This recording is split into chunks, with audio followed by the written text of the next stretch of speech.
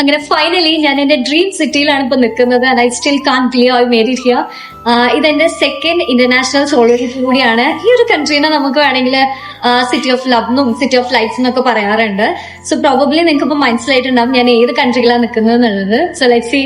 അങ്ങനെ ഫ്ലൈറ്റ് എല്ലാം കയറി ഞാൻ എൻ്റെ ഡ്രീം ഡെസ്റ്റിനേഷനിൽ ലാൻഡ് ചെയ്തിട്ടുണ്ടായിരുന്നു. പബ്ലിക് ട്രാൻസ്പോർട്ട് യൂസ് ചെയ്യുന്നതിന് വേണ്ടിയിട്ട് ഞാനൊരു ഈസി നാവിഗോ കാർഡ് കൂടി എടുത്തിട്ടാണ് പോയത്. ഞാൻ അവിടെ ലാൻഡ് ചെയ്ത സമയം എന്ന് പറഞ്ഞു കഴിഞ്ഞാൽ രാത്രി 8 മണിയായിരുന്നു. ആൻഡ് ഗെസ് വാട്ട്, ഞാൻ ഈ തിരക്ക് പിടിച്ച് പോകുന്നത് എങ്ങോട്ടാന്നല്ലേ? എന്റെ മനസ്സിൽ ആകെ ഒരു ഡെസ്റ്റിനേഷൻ മാത്രമേ ഉള്ളൂ. അതാണ് നിങ്ങൾ ഈ കാണുന്ന ഐഫിൽ ടവർ. ആൻഡ് റിയൽ ലൈഫിൽ ഇത് കാണാൻ പറ്റുക എന്നുള്ളത് ഇറ്റ്സ് ജസ്റ്റ് വാവ്. ഈ ഒരു സ്ഥലത്തിന്റെ ബ്യൂട്ടി എന്ന് പറഞ്ഞു കഴിഞ്ഞാൽ ഈ കാണുന്ന ഐക്കോണിക് ലാൻഡ്മാർക്ക് തന്നെയാണ് കേട്ടോ. ആൻഡ് ചില ആളുകൾ പറയുന്നത് ഞാൻ കേട്ടിട്ടുണ്ട്, ഇറ്റ്സ് ജസ്റ്റ് എ സ്ട്രക്ചർ, അല്ലെങ്കിൽ ഒരു ടവർ മാത്രമാണ് അത് എന്നുള്ളത്. പക്ഷെ എന്നെ സംബന്ധിച്ചിടത്തോളം it actually surprise to me.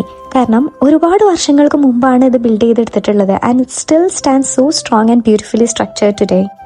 And finally got the chance to do the photo shoot I have been dreaming about. അപ്പൊ നിങ്ങളും കൂടി അത് കാണിച്ചു തരാം.